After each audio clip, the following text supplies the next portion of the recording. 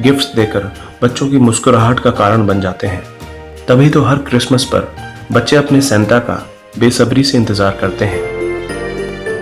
माना जाता है कि सेंटा का घर उत्तरी ध्रुव में है और वे उड़ने वाले रेंडियर्स की गाड़ी पर चलते हैं। सेंटा का ये आधुनिक रूप 19वीं सदी में अस्तित्व में आया। इससे पहले वो ऐसे नहीं थे। आज से 1500 साल पहले जन्मे सेंट निकोलस को असली सेंटा माना जाता है। हालांकि सेंट निकोलस और जीसस के जन्म का सीधा संबंध नहीं रहा है, फिर भी आज के समय में सेंटा क्लॉज क्रिसमस का अहम हिस्सा है। उनके बिना क्रिसमस अधूरा लगता है। सेंट निकोलस का जन्म 3री सदी में जीसस की मौत के 280 साल बाद मायरा में हुआ था। वे एक रईस परिवार से थे। उन्होंने बचपन में ही अपने माता पिता को खो दिया था। बचपन से ही उनकी प्रभु यीशु में बहुत आस्था थी। वे बड़े होकर ईसाई धर्म के पादरी और बाद में बिशप बने। उन्हें ज़रूरतमंदों और बच्चों को गिफ्ट देना बहुत अच्छा लगता था। वे अक्सर ज़रूरतमंदों और बच्चों को गिफ्ट देते रहते थे।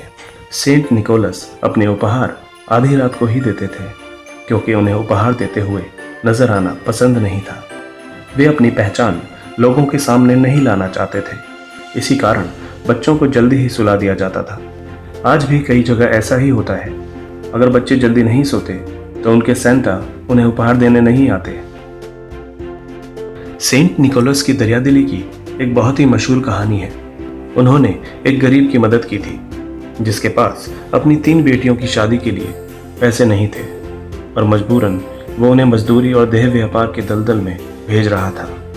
तब निकोलस ने चुपके से उनकी 3 बेटियों की सूख रही जुराबों में सोने के सिक्कों की थैलियां रख दी थी और उन्हें लाचारी की जिंदगी से मुक्ति दिलाई। बस तभी से क्रिसमस की रात बच्चे इस उम्मीद के साथ अपने मोजे बाहर लटकाते हैं कि सुबह उनमें उनके लिए गिफ्ट रखे होंगे। इसी प्रकार फ्रांस में चिमनी पर जूते लटकाने की प्रथा है। हॉलैंड में बच्चे सेंटा के रेंडियर्स के लिए अपने जूते में गाजर भरकर रखते हैं। सेंटा का आज जो नाम प्रचलित है वो निकोलस के डच नाम सिंटरक्लास से आया है, जो बाद में सेंटा क्लॉज बन गया। जीसस और मदर मैरी के बाद सेंट निकोलस को ही इतना सम्मान मिला है। सन 1200 में फ्रांस में 6 दिसंबर को निकोलस दिवस के रूप में मनाया जाने लगा, क्योंकि इस दिन सेंट निकोलस की मृत्यु हुई थी। अमेरिका में 1773 में पहली बार सेंटा क्लॉज के रूप में मीडिया से रूबरू हुए। आज के आधुनिक युग के सेंटा का अस्तित्व 1930 में आया। हेडन सनब्लोम नामक एक कलाकार कोका कोला की एड में सेंटा के रूप में 35 वर्षों तक दिखाई दिया। सेंटा का ये नया अवतार लोगों को बहुत पसंद आया और आखिरकार सेंटा के इस नए रूप को स्वीकार किया गया, जो आज तक लोगों के बीच काफ़ी मशहूर है। इस प्रकार धीरे धीरे क्रिसमस और सेंटा का साथ गहराता चला गया और सेंटा पूरे विश्व में मशहूर होने के साथ साथ बच्चों के चहेते भी बन गए। आज भी ऐसा कहा जाता है कि सेंटा अपनी वाइफ और बहुत सारे बोनों के साथ उत्तरी ध्रुव में रहते हैं। वहाँ पर एक खिलौने की फैक्ट्री है जहाँ सारे खिलौने बनाए जाते हैं। सेंटा के ये बोने साल भर क्रिसमस के खिलौने बनाने के लिए काम करते हैं। आज विश्व भर में सेंटा के कई पते हैं जहाँ बच्चे अपने खत भेजते हैं, लेकिन इनके फिनलैंड वाले पते पर सबसे ज़्यादा खत भेजे जाते हैं। इस पते पर भेजे प्रत्येक खत का लोगों को जवाब भी मिलता है।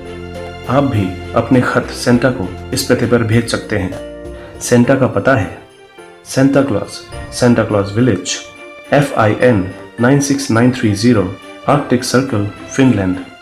कई स्थानों पर सेंटा के पोस्टल वॉलंटियर रहते हैं जो सेंटा के नाम आए इन खतों का जवाब देते हैं। देश विदेश के कई बच्चे सेंटा को खत की जगह ईमेल भी भेजते हैं, जिनका जवाब उन्हें मिलता है और क्रिसमस के दिन उनकी विश भी पूरी की जाती है। दोस्तों, सेंटा क्लॉज से जुड़ी ये इन्फॉर्मेशन आपको कैसी लगी?